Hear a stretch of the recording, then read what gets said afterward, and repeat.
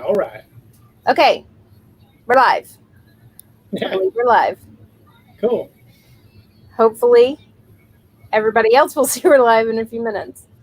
Well, not a few minutes, right? Seconds. Tech talk is not my thing. Okay. Cool. I mean, if we want to talk about like makeup and hair fluff, I can do that. Where's Leslie when you need her, right? Over here. Did you want to talk about? Yeah. Did you want to talk about makeup, Dustin? Hello, everybody. Hopefully, you guys can see us. I think there is a delay with StreamYard. Yes.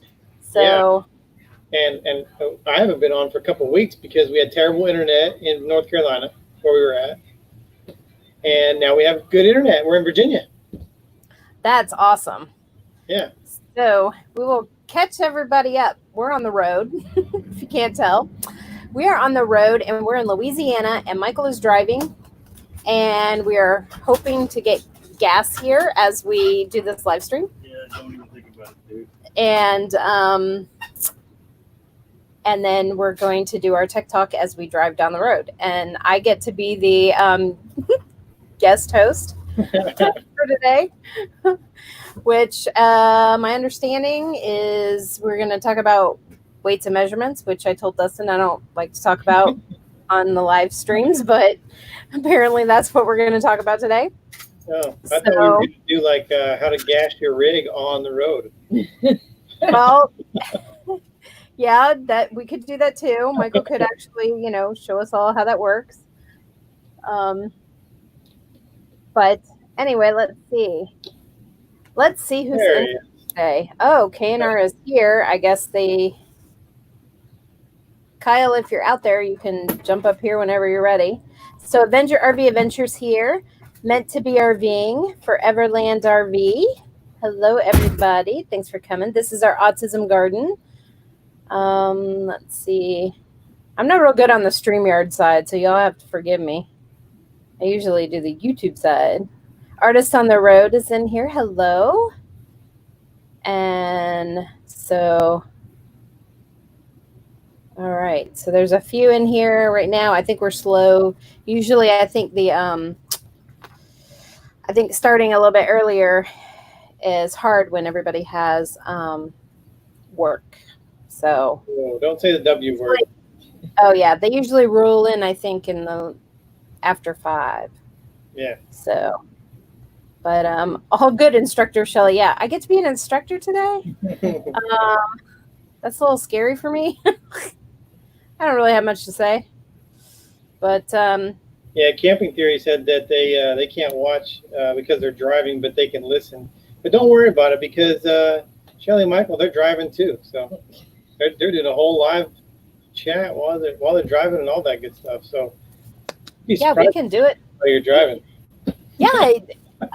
Well, we've done really well with the internet. So, but I will say this, that we could lose it if we hit too many bumps. And Louisiana, man, their roads. Whoo! I don't know how slow mo does it. What's that? Are you guys on I-10 right now? I-20. Oh, I-20. Okay. Yeah, I-20, and it has been crazy. It's not like road construction or anything; it's just bad roads. Yeah. And it keeps popping the internet connector thing that. See, I'm not a good tech talk person. It plugs in. You got to have it plugged in for it to work, and it keeps pulling out of the plug because this plug isn't like in a side. It's up underneath the cabinet. So yeah. So for those of you watching, that's the technical term, the internet pluggy any thingy. That's right. Exactly. So everybody's going to learn some really cool technical terms today in this live stream. They're called Shelley-isms. Hey, I could do a tech talk on how to manually jump start your air conditioner because your flux capacitor is still out. Still out? Well, there's more to the story, so we'll tell that. Well, yeah, you guys need to have a whole video on that for sure. Leslie just reminded me, we'll be live tomorrow, so we'll talk about it tomorrow when we go live. So You guys are live tomorrow again? Tomorrow Wow. night, yeah. It's been a Man, month already. It flies by when you're having fun, man. it has been very, very fast. This whole month has gone by super fast for us, especially with all the moving and different stuff going on. So Yeah. So it's been crazy. Camping theories in the drive-thru at Chick-fil-A. Okay, I could do Chick-fil-A. I like Chick-fil-A. Good. Take the number one. Waffle fries, that's right. But you know what? I like their I like their Chick-fil-A sauce with the waffle fries. I like to dip. Lauren likes the Chick-fil-A sauce. I don't really care for it too much. I like Zax sauce from Zaxby's better than Chick-fil-A sauce. Really? Yeah, There's not enough sugar in the Zax sauce, I think. Yeah. And Leslie does anything that's mayonnaise based, like cancel it. She's not having it at all. You know, my brother was like that. And so growing up, when my mom would tell me to make tuna fish, I'd put lots of mayonnaise in it. It was like mayonnaise with a little bit of tuna fish. Ugh. I don't like too much. I mean, but mayonnaise is good. Hey, John Tucker. Oh, cane sauce. My brother's in here. Hey, James. We've never been to a Cane's. What? Never been to a Cane's before. Yeah. I don't like Raising Cane's. No? I actually don't like them. In fact, Love Raising Cane's. he loves it. Kira loves it, but no, it is not my favorite. And in fact, the last time we went and I got a meal, I didn't even eat it. I ate the fries. I like the fries, but just, I don't know. There was something about the chicken that it wasn't doing it for me. So, Oh, this food talk's making me hungry. I know. I had Sorry. like a good for breakfast, and then we traveled today, so we didn't stop anywhere for lunch. And so we, as soon as we get done with lunch, luckily, the RV park that we're at has a restaurant on site. oh, really? The RV park, so we'll walk like 20 steps that way and go to dinner tonight. Are you guys on the south side or the north side? We are south of Richmond. Okay, so the Chesterfield area. Sure. Sure. That sounds good. Okay.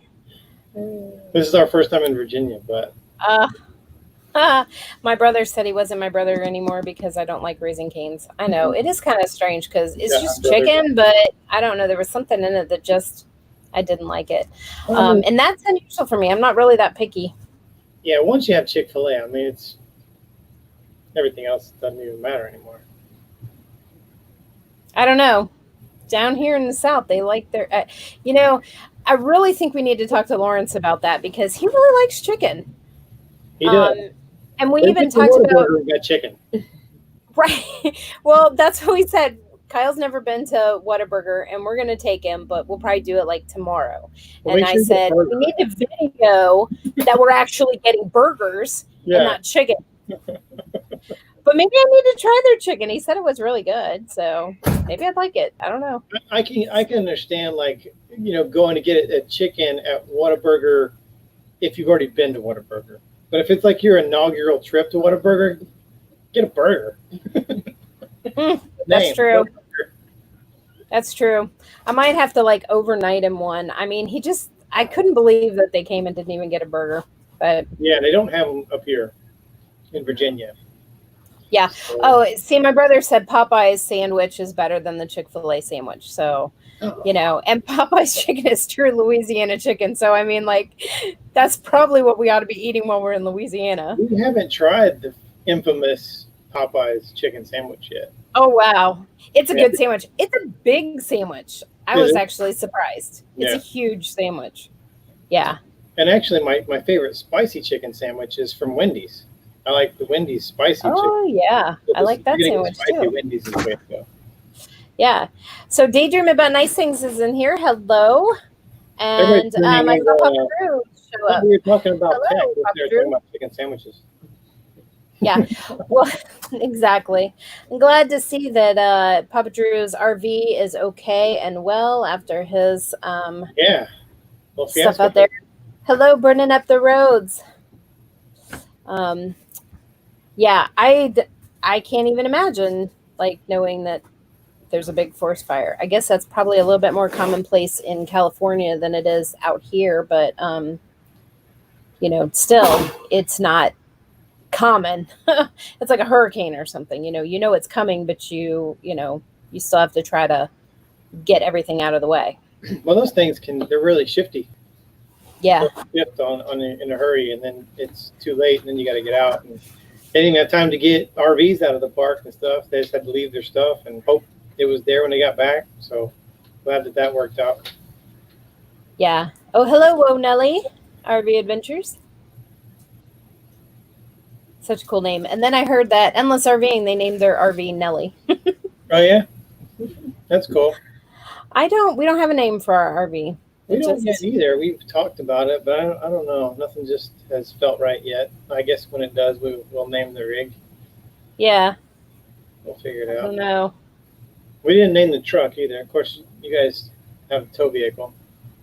Right. Not a truck, but. My dad actually named all of his vehicles. So we had like Old Blue and Butternut and Black Magic and, just the Hoopty. I mean, we had all different. I mean, he named all of his vehicles. It was kind of fun. Yeah, I have named motorcycles before, but not vehicles. So, right? Yeah. My last motorcycle was named June. It was a Harley Street Glide. It was all black. And so I figured, well, man in black, June, I'll name it June. What's up, man? I'm sorry, Kyle. You've probably been down there for a while. I have totally not I'm even up now. I popped over on the other one and was like, well, I'll just chat with people until I know what's going on. How are you? I was actually outside working on the car, and Ryan came running down, and she's like, are you available at 3:30? I guess. What's going on? Right. Well, that's because he was supposed to send that email this morning. And I was sending an email to Lily and telling her when we were going to be and where we're going to be in Texas and everything and about meeting up with her. And I go, hey, you still have a draft in here. I thought you said you sent this to Kyle earlier. And I even talked to him this morning. Oh, you did? You talked to him this morning? Yeah, he was on Weekend RVing. Is that right? That's right. Yeah, because that was when our Kyle and I, we were in Cracker Barrel getting breakfast. So this morning, that's a whole story. They were fine. Good. Yeah, I was worried because he said his back was hurting real bad. And I was like, man, you're starting to hit the road, man. Oh, his back goes out in like a heartbeat sometimes, and then it's just out. And so he's had to do most of the driving, but I did drive all of Mississippi. Oh, well, there you go. See? That was pretty cool. Yep. Hey, RV Weekends and Endless RVing. Yes, I was just talking about you, saying that you had named your RV. Hey, Dustin, you said your flux capacitor is still out? Yeah, man. We had an ordering issue. Well, we had a couple of ordering issues. So did they bring the wrong food processor? No. It was, well, the first part of it was self-inflicted, and then it was part of the vendor. So it's a whole deal. So I have to get up on the roof every day and spin the fan to get it. Oh my God. Started every day. It's good times. Nursing our travel bug. Yo, teach. Yes. Well, we're gonna get ready to teach something, but I don't know what he's. According to nursing our travel bug, when it comes to technology, we shouldn't be talking. That's what she told me this morning, or Bill told me this morning. Well, you can't ever listen to Bill. Yeah, I'm wondering who was on this morning. Yeah, it's probably Bill. Natasha's really, she's pretty cool about things. Bill, you have to worry about. They were really cool when we met them. They're a blast, absolute blast. I met them for breakfast. We have done StreamYard and like met them that way, off camera, just chatting about things, but not. Well, I guess it's on camera, but not live. Yeah, they were driving through Lawrence, Kansas, really? for like 30 minutes. So yeah, we went and met them for lunch or breakfast. We had breakfast. We're going dual cam. I'm telling you, look at it. He's got to be sideways. I can't help it. I can't turn it. Matter of fact, at any moment now, the camera's going to fall. Are we getting an echo in here? Well, you are sitting right next to her. Just throwing that out there. Oh, ours on the road? Yes. Look, that's what I got today. Oh, nice. Very cool. Yeah. I met with Jerry Hawley today for lunch, and he delivered a hat to me. Very cool. You guys are both in Missouri, right? Kansas. Kansas. Sorry. Yep. Close. What's the he's difference? Like 15 minutes from me.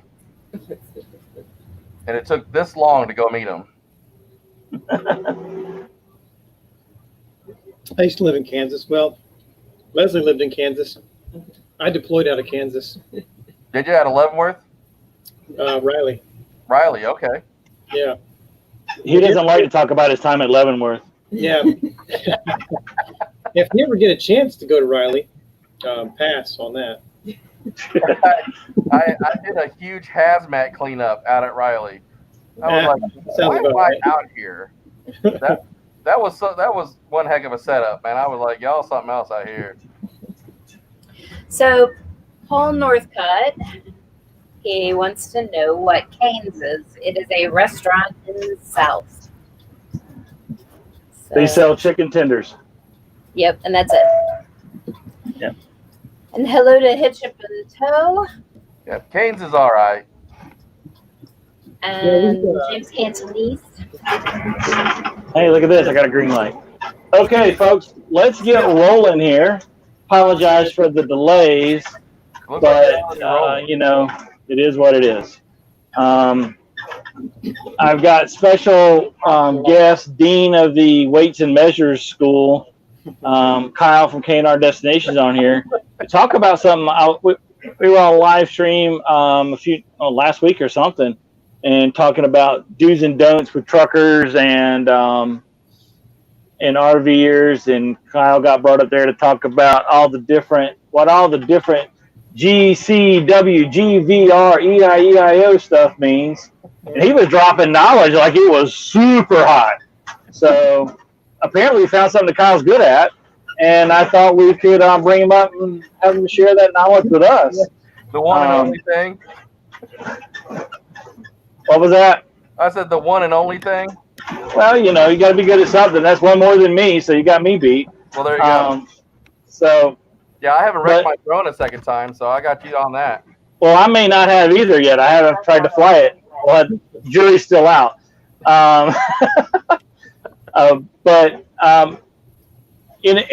for those of you who are wondering, you know, this is Tech Talk University. This is not how to have grow your YouTube channel. That's what we seem to be talking about a lot, because that's what everybody's questions are. And, you know, we're driven by the students, you know, people who pay the tuition. They're the ones who decide what classes we have. But I think a class that we really needed to have, and because it seems just driving down the road, it seems that so many RVers have no idea, and that's about weight, balance, and knowing the capabilities, especially if you're towing a trailer or a fifth wheel, knowing the capabilities of your towing vehicle. I think we've all seen the two-wheel drive, you know, quarter-ton trucks trying to pull the 30 or the 40-some foot fifth wheel down the road, and it's a big, you know, V shape, and V isn't good. You know, V doesn't stand for victory when it comes to you know, how the profile of a truck pulling a camper. So Kyle, tell us a little bit about what we should be looking for when it comes to things like, you know, like, okay, my RV, I'm driving a Class A right now. It's got a 5,000-pound hitch, and I think the towing capacity of it is like 7,000 pounds. So am I good towing a 7,000-pound vehicle? No. Why not? Come on. It says 7 on the door here. I mean. Well, what the people do is, obviously, when we're in the truck driver industry, obviously you have your cab and the different motors that different trucks have, and then you have your fifth wheel hitch and your kingpin and then you have either 24-foot trailers or 48-foot trailers or 53-foot trailers, and then you really want to get technical. It depends on where those wheels are, and if you have a split axle, there's so many different variables on what you can and can't tow. But the biggest thing is what to tow safely. The sticker might say, "Hey, you can do this," and it's like even the new trucks. You get out there in these new trucks, they sit there and they'll say, "Oh yeah, that truck can tow 22,000 pounds," and they'll show you the videos of them hauling those, the NASA friggin' spaceships across the way. But it's a matter of what you're going to do safely. And he's right. The V, that V that your truck has got because you put too much on that tongue weight and on the hitch, and that's just an accident waiting to happen. And anymore, you're in a situation where you're not going to only hurt yourself and your family and your rig, but everybody else around you. So the breakdown of just because your rig says it will do it doesn't mean it's going to do it safely, I guess is what I'm trying to say. So you got to start putting in all the calculations on what your truck has, what it can handle, how much you can have in your truck, the bed of your truck, the hitch, and start doing. And the math is where it gets kind of. And that's why I think where the RV people are in that industry start losing their knowledge, because they buy this truck, they buy this rig, and they go off whatever the truck manufacturer said it will do, and they're like, "Oh, well, my truck can handle a 12,000 pound rig." No, not safely, not by any means. Especially if you got a hitch that can only, your hitch can only hold usually about 1,500 pounds, and then your capacity of the truck is, what I'll use mine as an example.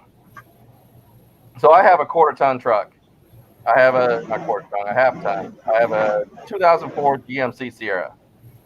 So the estimated vehicle weight of this truck is like 6,400 pounds, and they say the towing capacity is 8,800 pounds, but that's like pushing it to the max. I guess that's the biggest thing, is pushing your truck to the max, and that's where people start.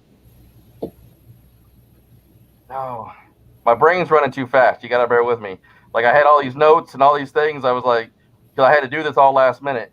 But just because your truck says it can, doesn't mean you can safely. So you got to start doing the breakdown of what you're going to be hauling, not just the rig, but the people in the truck. You got to calculate how much weight you and your passengers weigh, how much cargo you're going to have in the truck. Because, not everybody, you got to admit that when you're hauling stuff, whether it's a fifth wheel, whether it's a bumper pull, you have stuff in the bed of that truck too. So that's more weight on the vehicle itself, which wears and tears on your motor, transmission, rear end, drivetrain, and then the strain that you put on the hitch, whether it's the fifth wheel or the bumper pull. So the basic breakdown to safely do things is taking your guesstimated vehicle weight, which I got my notes. The gross vehicle weight rating, which is your GVWR, is your gross weight mass, the maximum operating weight mass with. God dang, that got real fancy. I wrote down too much on that. Basically, the gross vehicle weight is what your truck weighs, motor, people, cargo, what it can handle. So then you got to take that amount, and you got to take that away from what your rig is, and then what your hitch can handle. But the biggest thing is just not overloading everything and causing it to be unsafe, because obviously you get that V in there. Have you ever seen those videos where with the V, and the rig behind you. I'll use an example. I saw a guy lose his truck, not his truck, but he had a giant boat. He had a giant boat on his little quarter ton, and it had that V, and it broke loose. And actually, I ended up sideswiping it with my car because it came across the highway. But that's because that boat was obviously way too much for the tongue weight of what it can handle, and then the truck was, God, you guys got me. You got to give me a second. I'm like wound up from working outside. Hey, so I'm not an expert, but I'll tell you that if your RV passes you, that's bad. Yeah, and that was another thing, is that we were talking about people, the way they drive. You know, you sit there, you drive down the road, and your RV comes past. Yeah, exactly. And that's what happened with that guy. Well, I kept on watching it, and it started getting that sway going, and you can see that he was trying to fight it, and then it came loose. And then I went into that debate on, okay, slow down, speed up, slow down, speed up, slow down, speed up. And then before I knew what was going on, that bad boy came right across the highway, and I broadsided it and went up over my car. Oh, gosh. And that was the biggest thing we were talking about on Whoa Nelly. That's what the show was the other night, was RVers getting excited about getting in there, but honestly getting in there and doing the research. Research your truck. Don't listen to the salespeople, because obviously the salespeople just want to sell you a vehicle. Mm-hmm. And a lot of times they don't want to sell you what, or let's say from your truck, when you go into your rig, you got to make sure, do the research on what your truck can safely handle. Not exactly what the manufacturers say it's going to do, but do the research, do the math, all the breakdown of what you're going to be using it for, what you're going to be hauling, who's all going to be with you, what your rig weighs. Because if you don't do the math correctly, it could be a really bad situation in the end. I mean, that's what it comes down to, is doing your due diligence and doing the math. There's actual, what do you call it? Breakdowns. There's actual programs that you can put in, and apps now that you can put in and say, okay, my truck is this, it can do this, and my rig is this. What can I safely do without, like you said, your rig coming loose and coming past you down the highway? Hey Kyle, we've got a couple questions. So one was, there is an actual formula, correct? Yes, there's an actual formula for the consumer to put in, and you can actually do the math and break it down to where you will be able to get the right rig for your vehicle and haul it safely. Okay, and then James Cantonese wanted to know, well, actually, Michael said Nurse in Our Travel Bug had a website. I can't really. LearnToRV.com. LearnToRV.com. So LearnToRV.com has where you can plug in some of that stuff that you're talking about. And then James Cantonese wants to know we all do like they do? Yeah, are you seeing? It's crazy. This road is terrible, and y'all just watch my face, because I was trying not to. I had to go get my Dramamine there in a second. I was like, I feel like I'm on a roller coaster ride. I know, and then my face might be like telling all of his secrets here about driving, right? Okay, so tongue weight was the other thing, and then somebody, and I'm sorry, I think it was Papa Drew, asked, you could go in and ask a dealer about this information as well. Will they be helpful? And I hope that I got that right, but to be honest, I can't even read as far chat. I'm I mean, really, up and down so much. A lot of time when you go in, I mean, especially being new with everything. I mean, we're new to the RV community. And we're learning as we go, but of course I've got 25 years of truck driving, so I knew, as far as weight distribution, what to kind of look for. And basically, when I went to research my truck, I decided that I'm going to. I know that my truck can. It says that it can do 10,000 pounds, but I knew that like 8,000 would be the safe bet, considering everything that we're going to be putting in with it. And that's what I mean. Whoever put up that formula, they've got a precise formula that you can put into a spreadsheet or an app on your phone that will break everything down and even put you within scale. So, I mean, if you have to scale, you can forget about it. By the way, Shelly's frozen, or is that just me? she's frozen with a big up. Shelly's gone.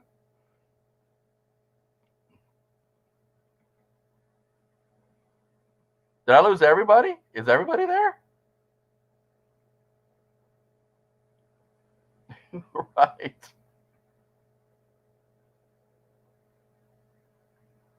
Hey, Michael, you still there?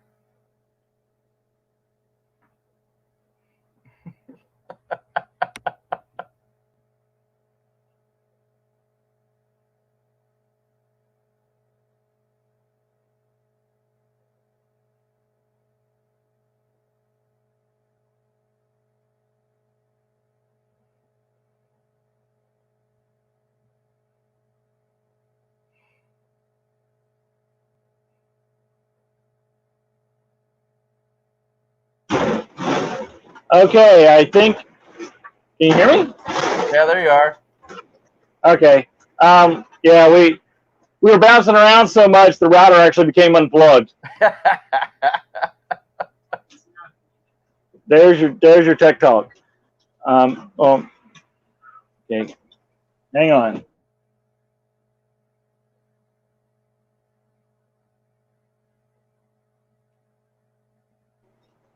And so now we are coming into some serious traffic. Well, actually, I see red lights flashing and a lane closed. So cool. Oh, that sounds like a good time.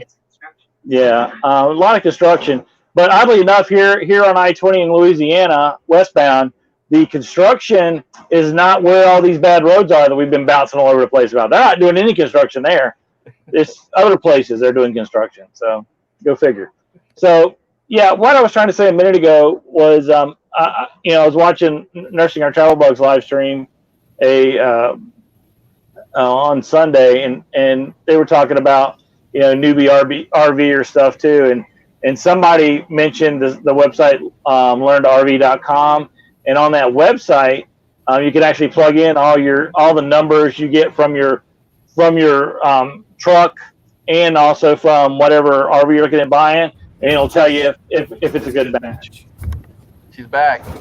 Yeah, the website for the average consumer, and like you said, putting in your truck and your rig, and it'll give you what you could safely put in there and how much weight you'll be able to do, because you guys get, I mean, as an RV community, you guys will get pulled into weigh stations just like we do.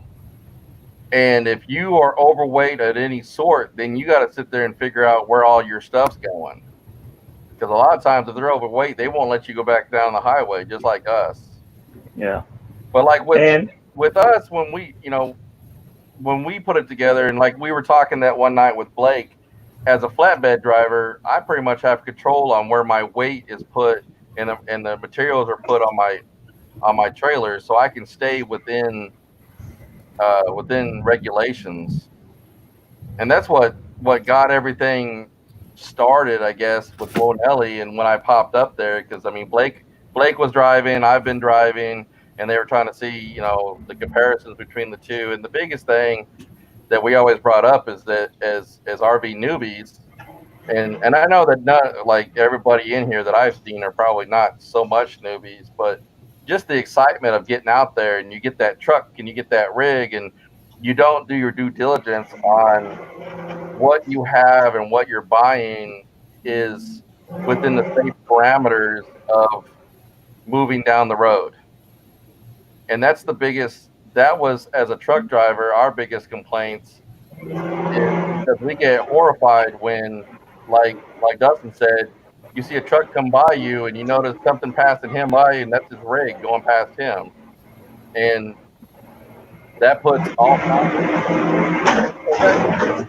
My biggest thing is just as a truck driver to RV people, number one, stay within speed limits. It doesn't matter what your truck and your trailer says you can do. I mean, 60 to 65, I think, is a safe speed. But also do your due diligence on what truck you have, what rig you're about to buy, and do the calculations and see what you can do safely. And don't trust what manufacturers say, I guess, is what the biggest things. Because manufacturers are always trying to make their vehicles look so much better than everything else. So they're going to put, yeah, we can do this, and this truck can do this, and this truck can haul this, but can it do it safely? That's the biggest thing. I guess here's a good way to put it. Okay, if you go to the gym and you go lift weights, you might be able to pick up, that barbell that weighs 300 pounds. You might be able to pick that up one time. Okay, are you going to go around telling everybody you can lift 300 pounds safely all the time, or are you going to go with the weight that, and you're going to try to carry that weight around, or are you going to go with like 50-pound weight or 100-pound weight that you can actually carry around without killing yourself? Because that's what you're doing when you hit max weight or max capacity on your truck. That's exactly, you look at it the same way as your body. If you can only lift that weight one time by hand and that's your max weight, try carrying that around. Same thing with your truck. It's not going to work, and it's not going to work for long. Yeah, that's the biggest thing, and that's the biggest thing I tried to re-emphasize the other night, that even as us truck drivers, I mean, we don't want to overload our trucks, because we all know what happens when we try to do that. As RVers, it's the same way. You got to do your due diligence. You got to do the research. You can't just buy a truck, buy a rig, and hope that everything's going to be okay. Oh, hang on, wait a minute. There's a train. Sorry, that was cool. We just drove under a train. Okay. Well, I know. Where was the horn? Where was the? Well, the other side of the road.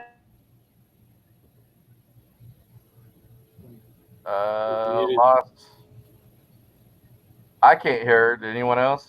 No audio. I muted myself. Sorry. Oh, there you go. Okay, so the other side of the road is all backed up because there was an accident, and probably they were towing a horse trailer. So. No. Oh, yeah. Man down. And then we had the train going over, and a truck cut us off. That's why Michael threw his hands up. But then the truck got over in the other lane, but then kept trying to come over in our lane just so we couldn't go forward, just because Michael threw his hands up at him. So, people are just not nice. So, sorry for the squirrel. Yes, we're all okay. We're in the middle of the city in Shreveport. Right. I think we're in Shreveport, aren't we? Yeah. And so, a little bit of traffic. So, just for fun, you can watch my face. You'll know what's going on. This is great. I try to be very composed. Yeah. It doesn't always work. I don't know if you mentioned it already or not, but because it's hard, I'm actually having a hard time hearing. So I apologize for all the technical difficulties we're having, but hey, it's real life, man. It's real life. Shelly, that's under her neck.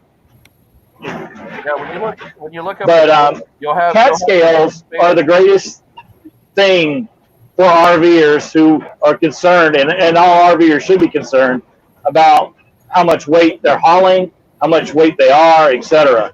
And they're easy to use and they're cheap. I think it's like $7 to weigh.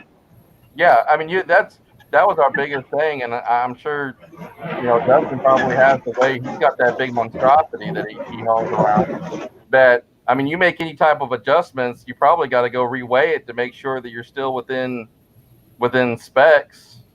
Because even water weighs 8 pounds a gallon. So if you have more water in your rig, that can add weight fast, man. Yeah, I told a guy about that one time. He goes, "What do you mean?" And I was like, "Well, he was filling up at a rest stop, And I was just asking him about his rig and stuff, and he was filling up, and I was like, well, how much water are you putting in there? He goes, oh, we're just going to fill up here before we get down the road. And I was like, well, how much all that? Wait. He was like 40. It was like, he told me like 43 pounds. So you take that times, 7, 8 pounds. Yeah. I'm like,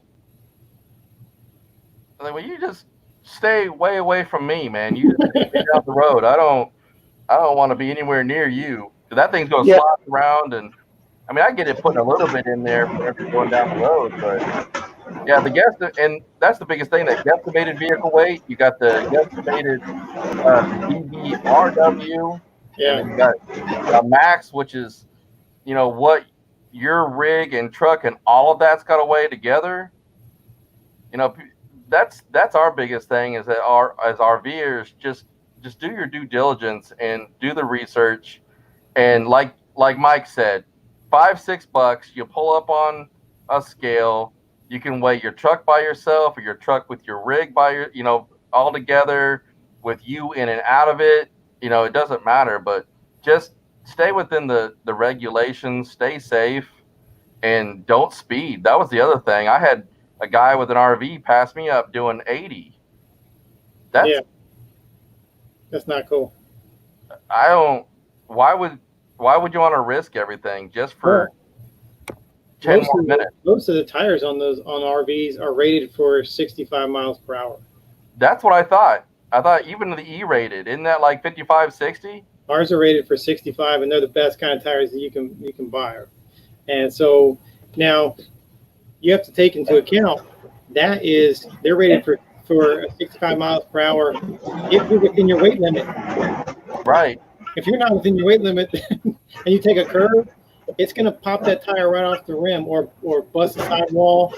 The thing's going off the road. It's going to be a whole bad deal. Well, and then I was talking to a guy with toy haulers. He's got a big monster toy hauler and everything. I was asking what he puts in it. And I was just kind of asking about his rig, and I mean, he had like 2 or 3 razors in there, and it was only a dual axle too, which really got me. Yeah. Yep. Now, just because you have the room, like you said before, just because you have the room to put it in the back garage area of a toy hauler doesn't mean it's a great idea. Yeah. And actually, if you look at the ratings on the toy haulers, their carry capacity is lower than regular fifth wheels. Yeah. I mean, usually like between 3,000 and 4,000 pounds, which is not much.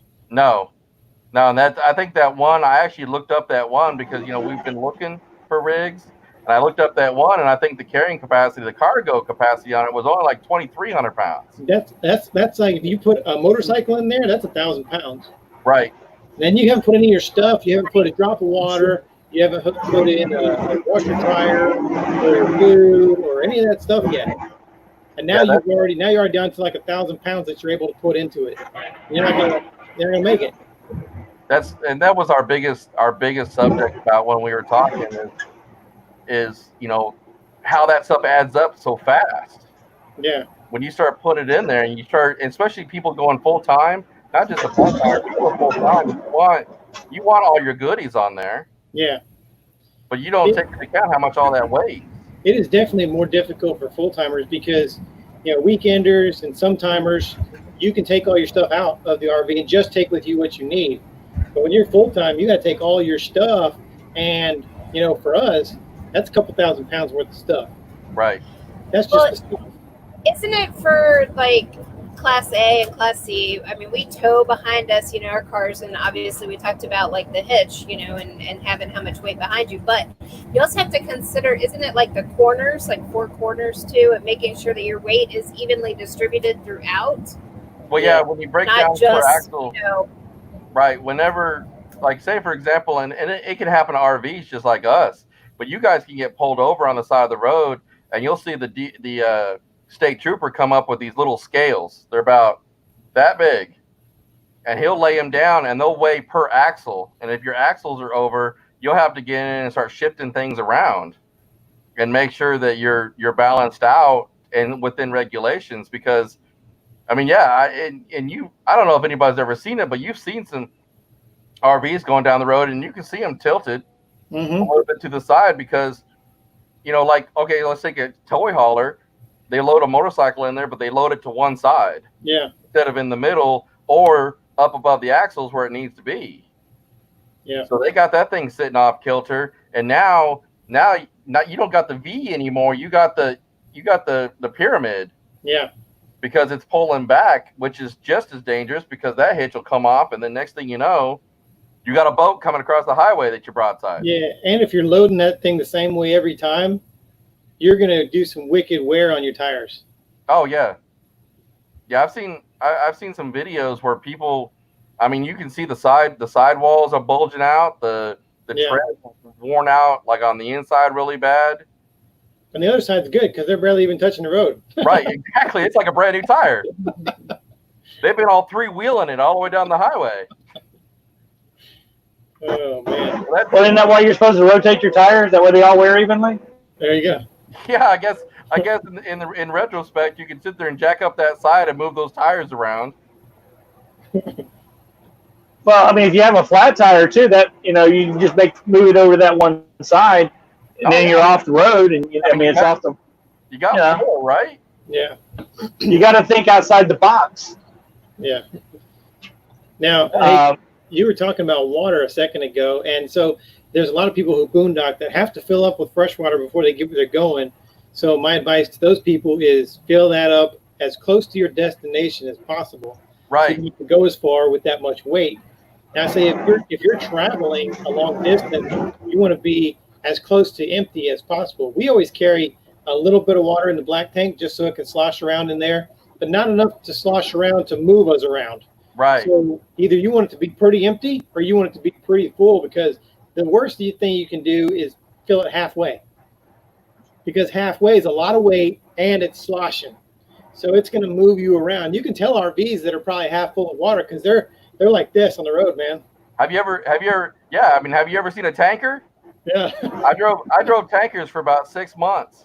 Yeah. And this is before the baffles. Like, they put baffles in there now. But yeah, you come to a halt and all of a sudden you got that water coming at you. Yeah, it'll put you through an intersection. That's crazy. The exact same thing with RVs. I mean, I completely agree with that. If you're going to fill, make sure you're within really, really close to your destination. Yeah, and take it slow. Right. Yeah, remember you can't stop. Yeah. You probably have to adjust your trailer brakes too when you do that, because you're not going to be able to stop as fast as you could when you were dry. Right. That's just wear and tear. I guess that's my biggest thing. I'm a gearhead, so I'm always like, what can I do to save everything on my vehicle without tearing it up? Because I ain't got no money. I'm a poor gearhead, man. I don't got enough money to replace all this stuff. So, it just all comes down to safety. I mean, in the big scheme of things, and making sure you're within regulations and you're not overweight and wear and tear on not just your vehicle but your brakes and just everything. Everything. I think for the most part, people with common sense, you can tell when something doesn't look right or feel right. Right. I mean, I can tell when I get into my truck and I hook up to the RV and we take off down the road, I can tell when something doesn't feel right. Yeah. And that's the biggest thing is that, once you've been in that same rig for a while, you can almost immediately pick up. It's no different than having that car for a minute and you get on it and you're just kind of tooling around about a block down the road. You're like, wait, something's wrong. Yeah. But it's the sad part is that all those people that don't have the common sense, they just want to hook up and go. I was going to say, you said 2 words, common sense. Yeah, there you go. Some people have it, many people don't. Yeah, and here's a great example of not having common sense. So last night when we were driving through Georgia mainly and a little bit of Alabama, last night it was pouring down rain, and it was raining hard. Everybody had their emergency flashers on because it was so hard to see. Hang on a second, let's get over this bridge. But everybody had their emergency flashers on. About half the people had their emergency flashers on also had their lights on. The other half, I guess they figured the emergency flashers were good enough. They didn't need to turn their lights on. And I was still getting fifth wheels and travel trailers blowing me off the road, passing me. That's all them people that got that sensor track on them new trucks and new cars. it sent the tractor butt right into the ditch. Yeah, and we saw a couple of cars. We saw one turned over in a ditch. Saw a few cars in the ditches. Didn't see any RV accidents, thankfully. But you know what? They happen all the time because people don't pay attention, or when they do drive an RV, since they're not used to towing anything, they don't really pay any attention to what's behind them, and they just think they're in their car still or in their truck, and Yeah, they drive it like there's nothing behind it until they tear down a gas pump. I literally just looked at that, and it's for RVers, it should be the exact same as truck drivers. You guys got to do a pre-trip every day. Yep. Because you don't know what would have happened that day before. I mean, a tire could have gone flat, anything. I mean, the pre-trip, not just your rig, but your truck, your connections. Because, I mean, even if you pull into a rest stop for the night and you don't even unhook or anything, I know people that have messed with people's rigs. I mean, I don't personally know people. I know that people have messed with people's rigs. Like the big things for us is people used to put the landing gear down and pull the kingpin lock off. So if you don't get out in pre-trip, you don't notice that. You drive off and your trailer's, sitting there. But that's a huge thing as far as inspection every day and checking your stuff every day and making sure everything, like Dustin said, I mean, you drive 5 minutes down the road, something's off. Yeah. And we have a travel day checklist that we have. It's just a piece of paper inside of a document protector with our dry erase marker, and we make sure we check everything. Now, some of the things we'll check the day before that we travel, including like our tires and tire pressure and all that good stuff, because you don't want to check it the day of and your tire pressure is not good, because then you're getting ready to leave, and now you got to go get your compressor out and do all that stuff and make sure you ain't got any. Yeah, so if you could do that the day before you leave and get all that fixed up the day before, and obviously you'll check it again in the morning before you roll out. But I don't roll off until everything is checked off of that list. Whether it seems like autopilot, and it seems like after you do it so many times, you get in the habit of doing it, but sometimes you don't. Sometimes there's a factor, sometimes there's somebody that talks to you or distracts you, or you miss one little thing, and one little thing can cost you a bunch of money. We will not say the name Jerry. Yeah, that's it. Like you said, I mean, we've been watching, obviously we're trying to do all the research we can and seeing what different people do. And a lot of that we noticed, and like Dustin said, is the 48-hour pre-trip, 24-hour pre-trip, the day of pre-trip type of thing, and how huge that is to get yourself prepared to leave and getting things done before, like the day of, like you said. I mean, last thing you want to do is get up and be bolting and forget something, and say that trailer comes unhitched, or it had a flat tire, or anything might have locked up on it, or you forget, I've heard about people forgetting to turn stuff off. Yeah. And burning things up as they drive down the road. Yeah. Yeah, you're right. Thanks for coming, full time green. People talk. I mean, obviously, in your passenger vehicle, you don't always check everything every time before you get in your vehicle, and that's cool because you're just jumping in, going, whatever. Mostly things have not changed, but in an RV, you're talking about your life. You're talking about 20,000 pounds behind you. Right. It could kill you. It could kill someone else. So it's not like you're just running to Walmart in your car. You're pulling 20,000 pounds, 65 miles an hour down an interstate. It's a serious deal. Yeah, that thing could come right through the cab just as easy as anything else if not hooked up right. Like if you, say for example on a fifth wheel, I mean, if you don't lock that in good enough, oh yeah, come off. It could high center it and come through your cab. And that was the biggest thing with me, as far as just safety. And that's what I was trying to emphasize with people: common sense and safety, and check and double check if you have to. And I think MIA researchers said it. Even when you stop, say you got to stop and go to the bathroom, do a quick walk around. Yeah. Check everything. Check your connections. Check, just making sure.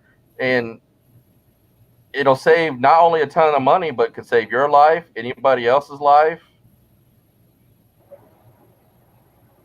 Yeah, I mean, and I agree. I grew up as a commercial fisherman, so I grew up on basically on a boat. I had boats. You want to make sure everything was in order before you left that dock. He sounds one of the Because it ain't like if it breaks down, you can walk back somewhere, right? Yeah. And the other thing was that I used to do that I can't do anymore is ride motorcycles. And if you don't have your tire pressures right, your gear right, everything else right on that bike, you could end up just being pavement putty. So it all ties into checklists, being careful, taking your time, and understanding what you're doing. Understand the RV, understand the boat, the motorcycle, whatever it is. Learn about it. Hey, they all come with owner's manuals. Try reading them. You might learn a lot. You never can tell. Oh yeah, I mean, once you get in there, you start. It's. I have breaking news. What's that? Breaking Train? news. We're in Texas. Hey. We just crossed over the line. We're in Texas. You'll be in Texas for 7 days trying to cross that thing. That is true. So now we got to show our passports since we're in a different country. So give us a second. Right? Be nice to that guy. Yeah, the big and what started all this, like honestly, is just what they were talking about is like being newbies. I mean, shoot, I'm going to be a newbie as far as an RV goes when we finally get one, which hopefully soon. We're having more difficulty than ever trying to find what we're looking for. We're gonna go nationwide with it, but I mean, even with that, we'll be newbies, and obviously my pre-trip and checklist will have to change, but I do have the advantage because I do go through that every single time that I get in the truck. But that was what we were trying to emphasize in our live that night, as far as RV, whether you're Class A, Class B, Class C, fifth wheel, it doesn't even matter. It's just a matter of learning your rig, learning your truck, or whatever your tow vehicle is, knowing what it can do, what its capacity is. And I mean, I went as far as put the VI in. I went to GM's website and put my VIN number in there, so I got all the most accurate information. Cool. And then to double check it, I took my truck up to a CAT scale and weighed my truck by itself. So I knew exactly I know exactly what my truck weighs with my big chunky butt in it. So when we do get the rig, I know what the parameters of the rig has to be for me to stay safe, for me, my family, and anybody around me. And like they said, you got that little calculation that you put together, and it'll break it down exactly on how, and then tell you how much cargo you can put in there. Yeah, because the only thing worse than killing yourself is killing somebody else by accident. Oh, I couldn't imagine. I saw a tractor trailer peel a minivan in half, and I actually saw that. And because he was number one, he was driving recklessly, and he came into stop traffic is basically what it came down to. But I mean, that's 80,000 pounds trying to come to a complete halt. I couldn't even live with myself. I wouldn't even want to touch a vehicle again. Yeah, that's crazy. So that's the huge, and that was the biggest thing that we were just trying to influence upon people getting into the whole RV community. I completely understand the excitement. We're just as excited as the next person, and just like you guys are probably like super stoked when you got your rig and you got your truck. Yeah. You wanted to get out there and do your thing, but if you don't do your due diligence and do the research, your excitement could end really quickly and very costly. Kyle, did you see Papa Drew? Let's see. Papa Drew. I have a might be melted, might not be melted RV. You can check out. He said the bird marks make it look cooler, and I don't know. Ryan may be on board. She said that she would pass, but once you guys talk about it later, you might find that it's a good deal. Sounds like a hot deal. Yeah, hot deal. Send me some pictures. I'm all about fixer-uppers. But that was my biggest thing, and that's what I was just trying to influence. And I know that all y'all have probably done it. But as far as new people goes, that's what I try to influence upon anybody getting out there and doing anything new is just do your diligence, know your truck, know whatever you're hauling. It don't matter what you're hauling, whether it's just a regular trailer or not a regular trailer, a RV or whatever, a toy hauler or whatever the case may be. Just learn about this stuff and research it and weigh it. That's the biggest thing. Is as soon as you get your stuff put together, is get to a cat scale and weigh everything empty.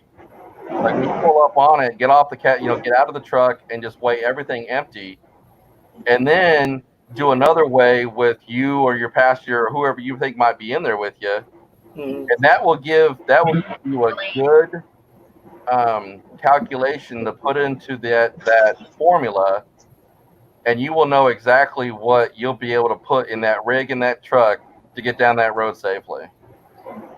Yeah, and if you're It adds up fast. another thing is make sure that when you go weigh your rig, whether you're no matter what kind you're in, or if you have a tow truck like we have, make sure that your truck is full of fuel when you go weigh it, because that's always going to be the worst case scenario. It's going to be full at some point, and that's going to make it. You need to weigh it when it's going to be at its heaviest.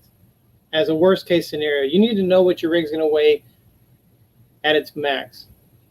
Yeah, gas is 7 pounds. 7 pounds a gallon. So fill up your and we got 30 plus gallons on board.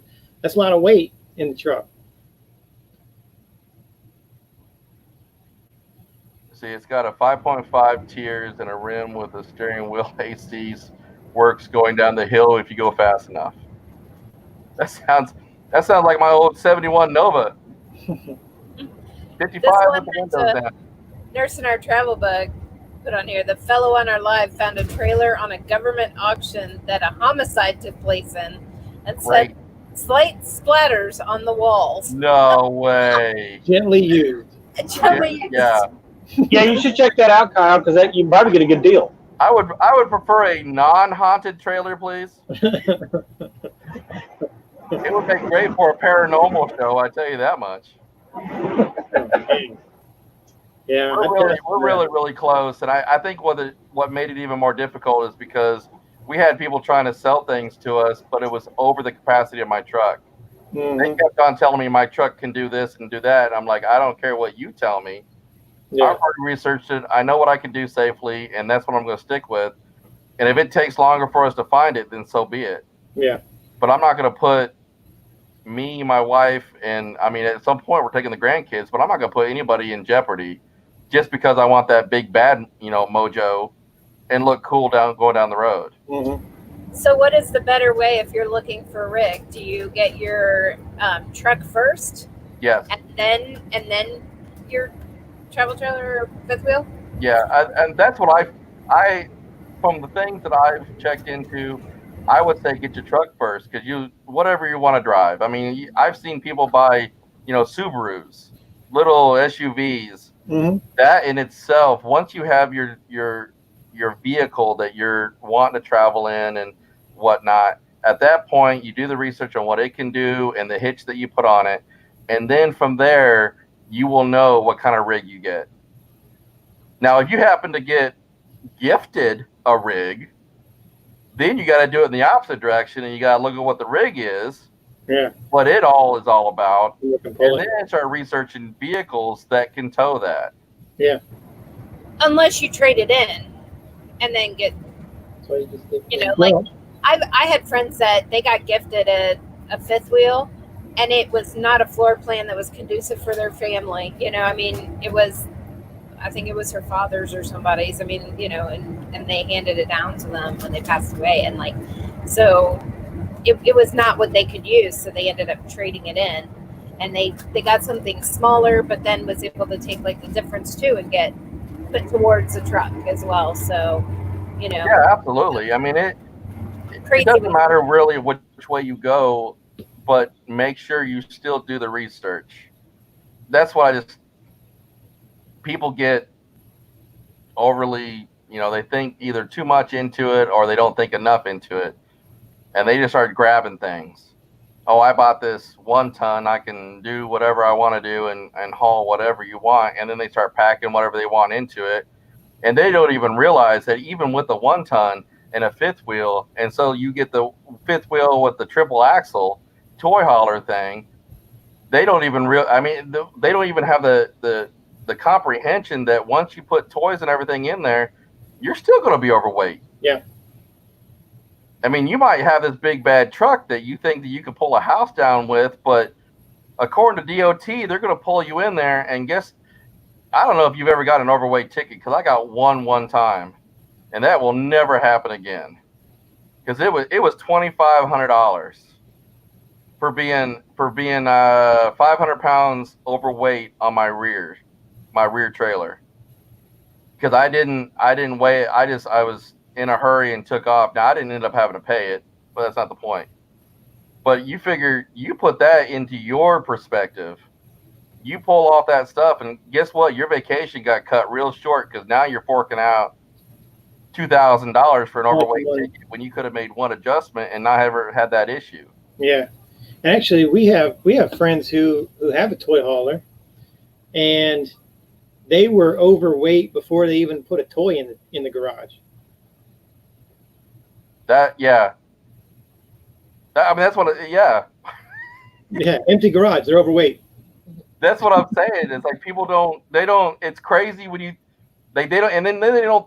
I don't understand how this happens. Why am I overweight? Well, yeah.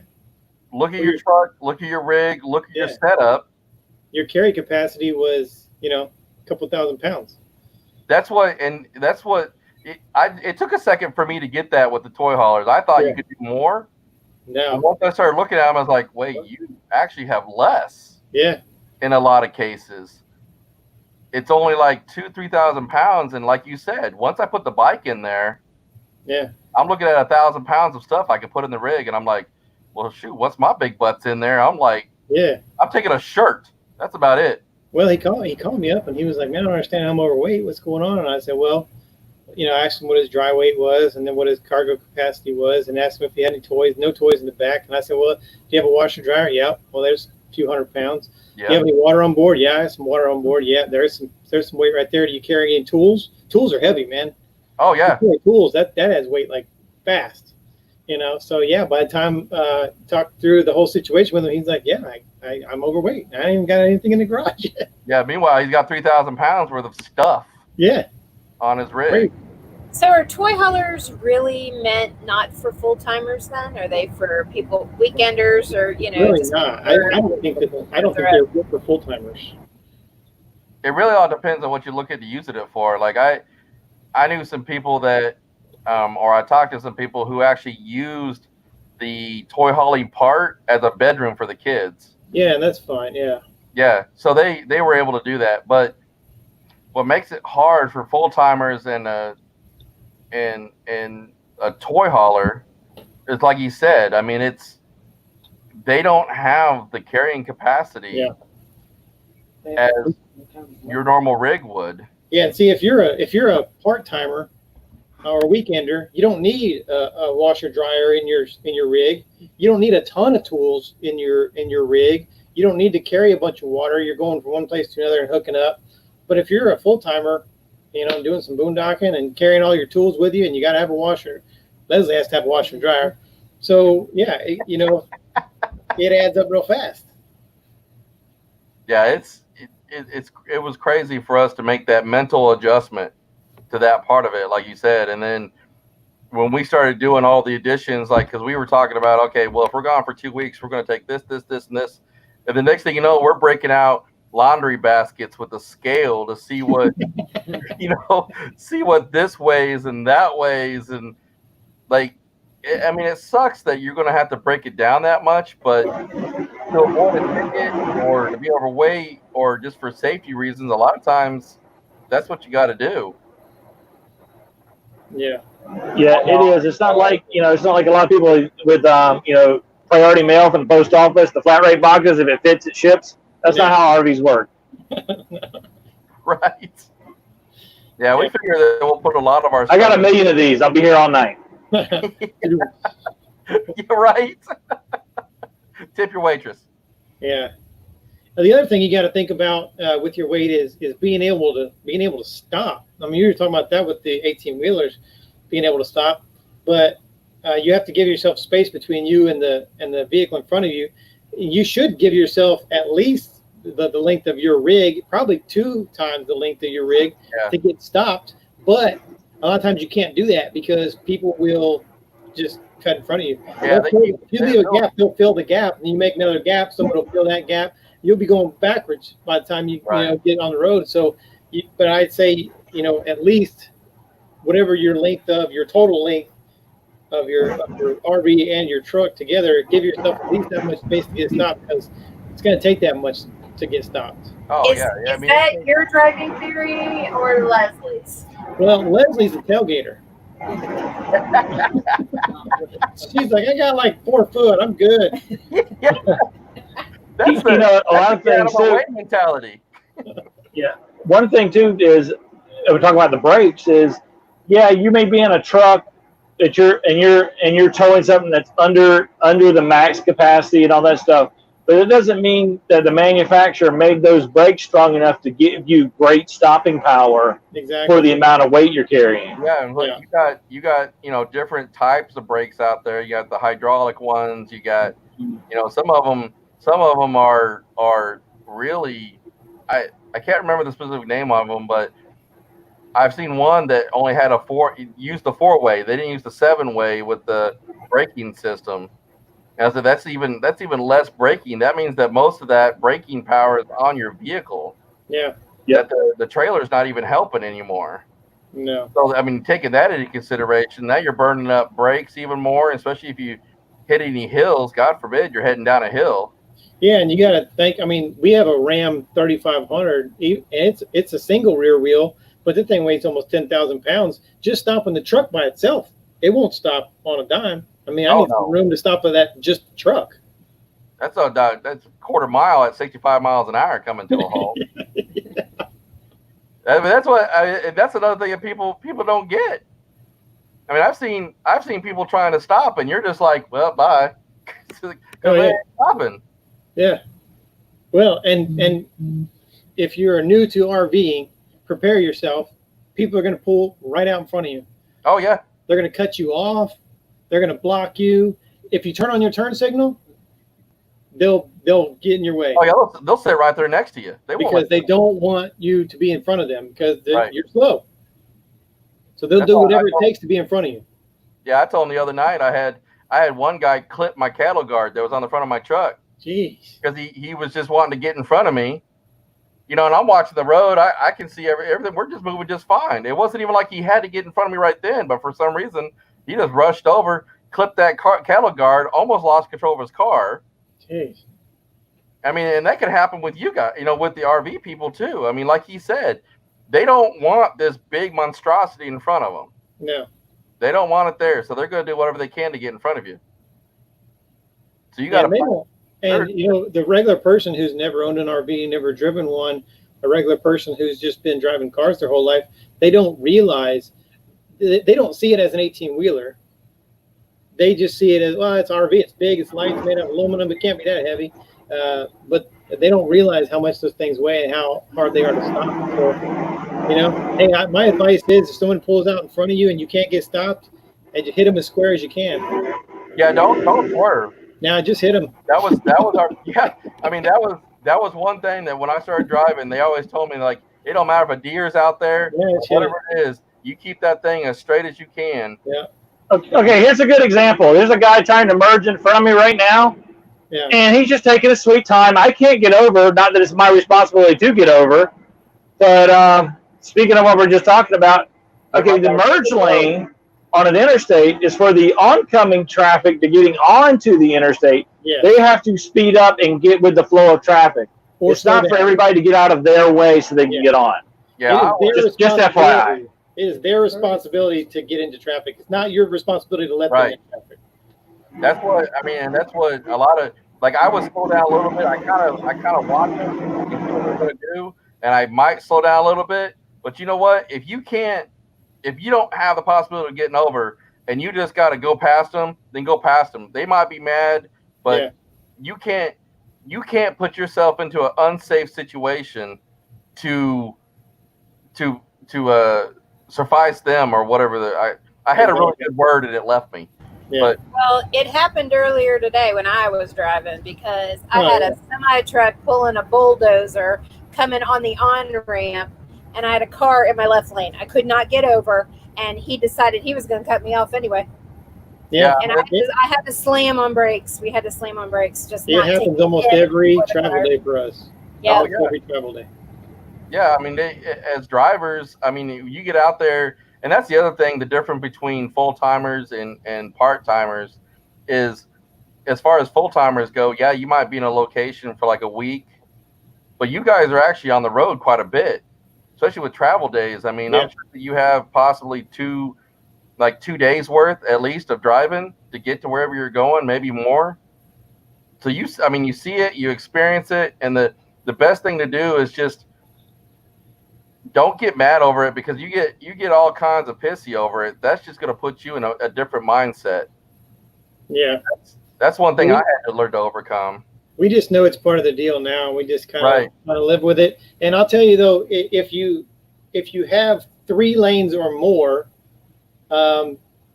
stay 1 lane in, so that that right hand lane they can merge in and out, and you have a left hand lane where people can pass you. So the middle lane is the place to be in an RV. If you only have 2 lanes, obviously you'll stay to the right and work with the merging traffic. But if there's 3 lanes, stay in the middle. Yeah, absolutely. That's a perfect advice. That's where we sit, because like you said, that puts you out of merging, speeding. That just puts you in a safe thing, and then don't change lanes until you know that you absolutely have to either get on a different highway or get off the highway or whatever the case may be. And plan ahead. That's the other thing. Trying to plan ahead on any type of merging. Signal way ahead of time. Let people know you're getting over. You will run into people that are like, no, ain't happening. I'm getting in front of you. And you might take you a minute. And then eventually you might have to kind of just start moving over to let them know that you're coming over. I've had situations where I'm like, hey, man, I'm about to shut the interstate down because I'm getting over. Been there, done that. Trust me. Look, when I got 60,000 pounds of heavy equipment sitting on my truck, I'm coming down the road. I can't barely see out of my mirrors anyways because it's too wide. I'm going to put my blinker on, and I'm going to slowly start coming over, whether you like it or not. Yeah. Eventually, I need to get over and get that lane, and I try to plan far enough ahead of time. But if you're going to be a jerk and not let me over, oh yeah, they'll start stacking up, and then the ones behind you will start swerving around you and stacking up beside you. Oh yeah. And, yeah. As soon as you turn that signal on, they're like. I like that statement though. I will shut this highway down. Trust me. I'm coming over, homie. I'll park it sideways on this mug, man. Well, and I don't let them push me. If I had to get over because of merging traffic and whatever, and I needed to get in the left hand lane, and then as I'm trying to get back over in the right hand lane, I can't get over because they won't let me back over. I'll slow down in the left hand lane. I'm going to get over. So y'all can sit behind me until I do, and I don't care how fast you're going to go. You're going to sit behind me because I'm bigger than you. And there's been if you're signaling to letting them know plenty of time, I mean, they're just being jerks. Yeah, and then after like 10, 12 vehicles go by and no one's letting you in, that's when the hand and arm signals start coming out of my window. Yeah. Evidently, I got to go back to the old days. Yeah. Right. Leslie's like, stop it. Well, usually in this happened to us. Excuse me. This happened to us today. There was an 18-wheeler parked on the side of the interstate. Broke down, just stopped, whatever. I don't know. So, what are you supposed to do when there's a car stopped on, a vehicle stopped on the side of the road? Actually, no. This was a cop. I'm sorry, I got this one wrong. It was a cop. Blue lights flashing. What are you supposed to do? You're supposed to get out. You're supposed to get out of that lane, right? Right. In most states, it's a law. You have to either slow down or get out of the lane that's next to them when on the side of the road. So I get over in the left-hand lane. It's a 2-lane road. I get over in the left-hand lane. Well, next thing and there was nobody behind me at the time. And the next thing you know, there's like 5 cars that caught up with me. They all sweep over in the right-hand lane and just blow by me. Literally blow by me and the cop. The cop was on the side of the road. I'm almost right beside him as 5 cars just go blowing by. And they're giving you dirty Think, looks because people, you're in the left think. lane. Right. That's what it is. They're giving them all kinds of grief. I saw that one time, but I actually saw the cop leave the person on the side of the road and chase them down. That's cool.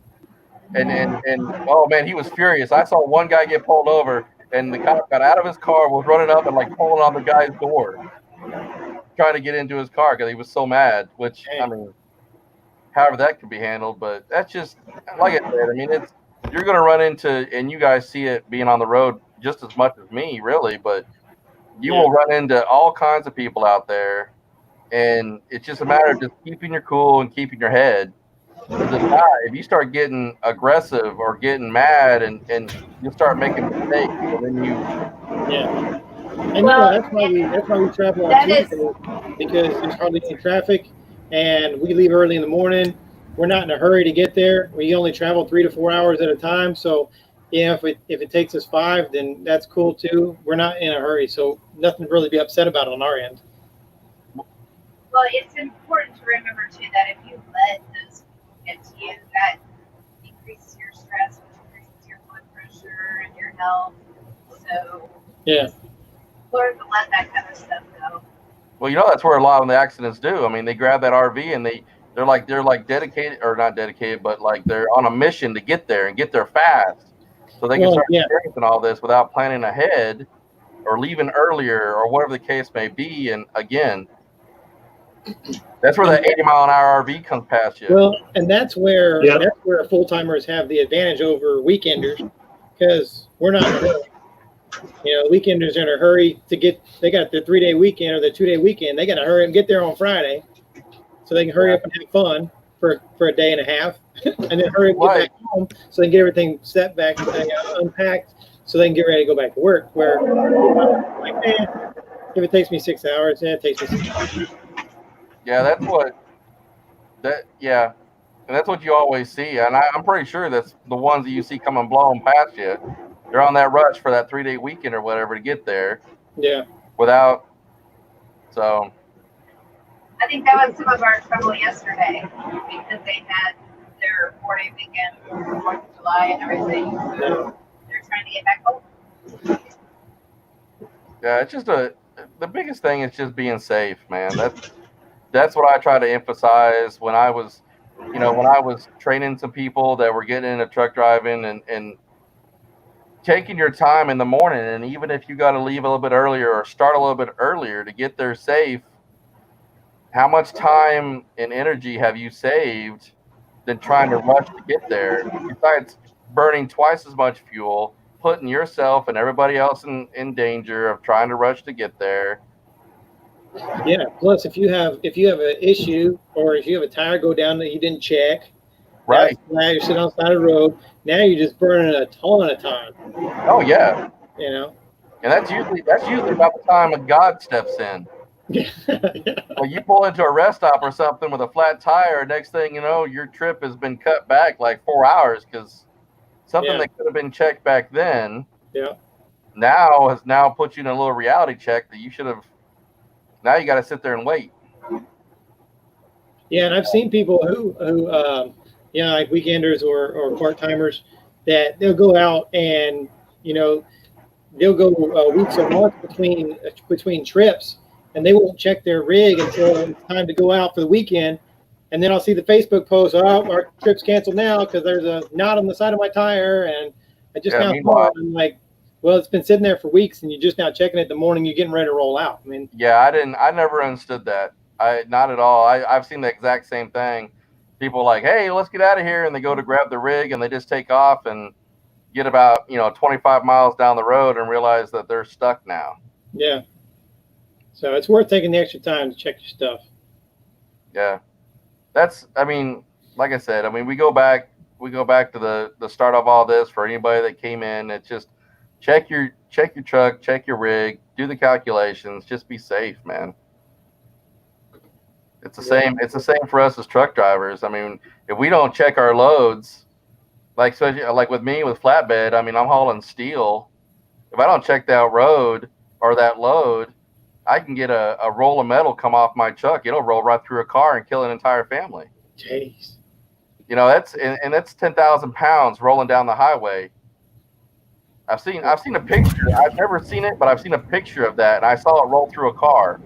Hey, And it ended up being a fatality, but I couldn't imagine. I mean, that's just, and then that's what I try to instill in people, even with trailers or RVs. It's like, you got to have that same mentality. If that rig gets loose from you and goes elsewhere on this highway, what are you going to do? yeah. What if that thing sideswipes a van or a family and kills anybody in there? Yeah. What if you buy all this stuff and want to get out there and think that you're just big cheese and you end up killing somebody? Yeah, I couldn't live with myself if that happened. That'd be crazy. I just want to jump in. Avenger, RV Adventure. I don't think they're doing a live because I did not see any thumbnail either when I checked earlier today. So if anybody wants to know, normally traveling down the banisters goes next. But I guess they're not doing a live because there wasn't a thumbnail to do that. But We can drop a link to traveling down the banisters. Caleb, just to their main page. I keep watching Mike. He takes his sunglasses off and squints and looks at the camera to see what's going on. He's a hot mess. Well, I'm definitely not trying to read the chat. That's for sure, because Well, that's it's good. on my phone. If y'all noticed a second ago that I kind of went squirrely because my phone holder actually came off the window, and I caught it. So James has seen the same thing. The steel coil come off a trailer. Yeah, I mean, whether you got steel coils, whether you get sheets, like we do steel rolls and sheets and whatnot. I mean, you think of any of that coming off a trailer, it's the same thing with the rigs and stuff. And it's just, man, do your due diligence. Well, I mean, and that's the big picture. But even the little things like, you see the tires from the 18-wheelers that pop off and, Oh, yeah. everything. You see That those can happen videos of on them your rolling RV down the too. highway. So if you're not checking your tire pressures and you get a blowout, even just your tire tread can go and hit another vehicle, and then you're paying for somebody's car to be fixed, and insurance goes up, and the whole deal just because you didn't check your stuff, man. It's so easy to prevent. That tire could go through a windshield just as easy as anything Now, else. you can check everything and do everything you're supposed to do and still have an issue. But if that happens, at least you'll go, well, I did everything I could do. Right. I did everything right. Sometimes stuff just happens. Yeah, I mean, everything's not going to be perfect just because you checked everything. Yeah. By any means. But, like you said, I mean, if you don't do all the checking beforehand and something happens, well, that falls back on you. Yeah. Then you're going to live with the what ifs, because if something happens, you kill somebody, then you're going to every day be like, well, what if I would have checked this? What if I'd have done that? I could have did this. Right. And then you're just going to drive yourself crazy. Yeah, I couldn't live with myself, man. Yeah. I wouldn't. and here's the thing too. You talk about checking about doing everything right and still having a problem.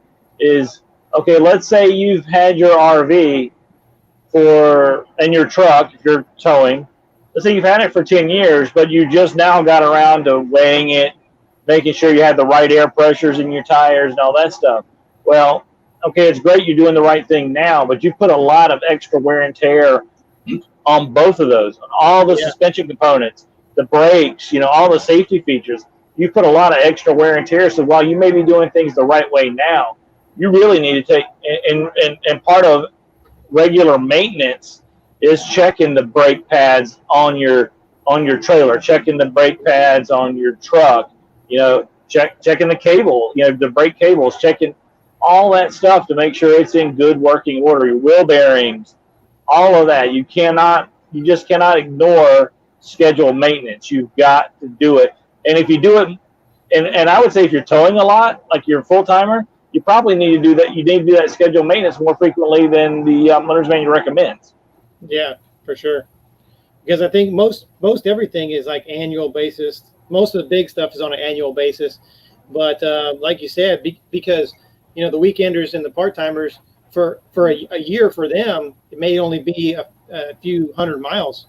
So if you're a full-timer, you're gonna get that wear and tear way faster than somebody. So a year worth of wear comes a lot faster when you're full-time. Yeah, I mean preventative maintenance. I mean that's what it's all about too. I mean you get out there and I mean you change oil in your truck, don't you? I mean you start hearing that scratchy. You want to check your brakes. I mean why not do that all the way through your rig? And I mean like you said, I mean once you drive it for a minute, you're going to pick up on something not jiving. Something unless you're just oblivious. I mean, and we've seen that, I'm sure. Yeah, and I'll say this too about brake pads. If it is time to change them, don't buy the cheapest ones that you can find. Yeah. No, I completely agree with that. It's to pay the extra money to get the better. Yeah, better you get what you pay for. So spend the money. Spend the money. Do your research on those too. Right. Yeah. And buy the most expensive ones you can afford. If you do have an accident, don't you want to make sure that you did everything that you could have done? Exactly. You did all those things. You put on the best brake pads or, good quality ones. And even your eyeglasses. If you wear eyeglasses, better have those checked because, you can get tickets and stuff if you haven't had an eye exam. I'm blind as a bat without these. Don't tell me. And so you want to check all those things because if something ever happens and somebody tries to sue you, you can then prove that you've done everything. Yeah, exactly. Done your due diligence. Yeah. I don't really need glasses. I just wear them because they make me look cooler than what I already am.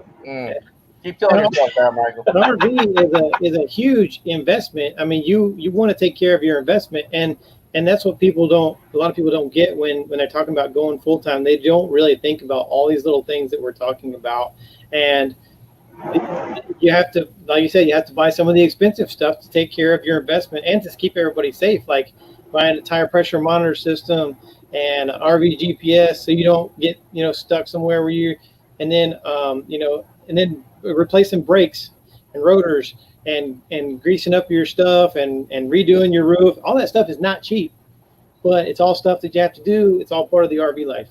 Well, yeah, I mean that's your home. I mean, if stuff goes haywire at your home, I mean, you put the money into it to keep the upkeep on it.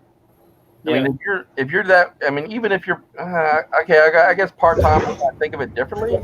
Well, as full time, but that's theoretically your home. So you want to make sure that stuff is all functional and working as it should.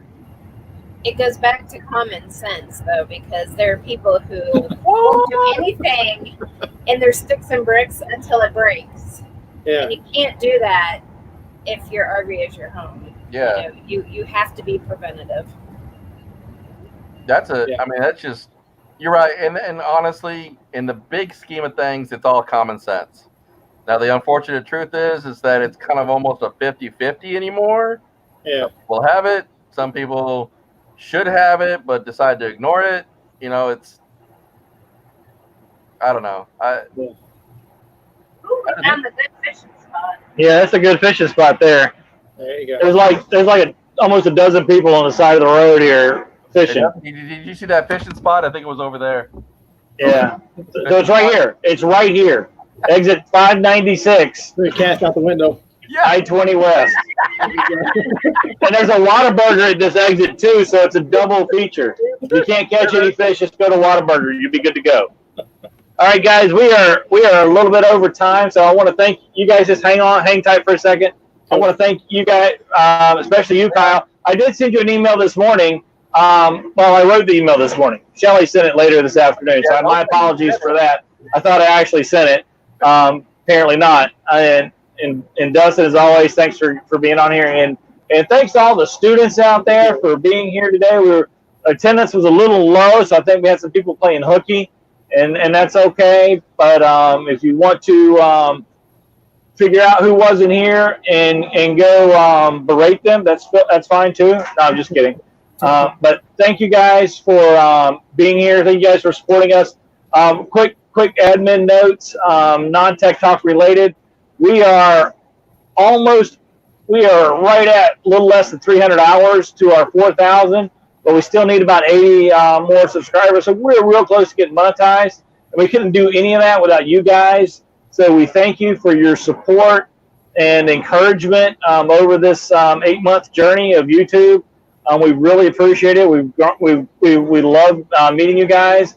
And with all that said, thank you. Have a good day. God bless. And we'll see you on our live Sunday night at 8 o'clock Eastern, or from where we're at, 7 o'clock Central. So, bye, everybody. Let me know when we're clear.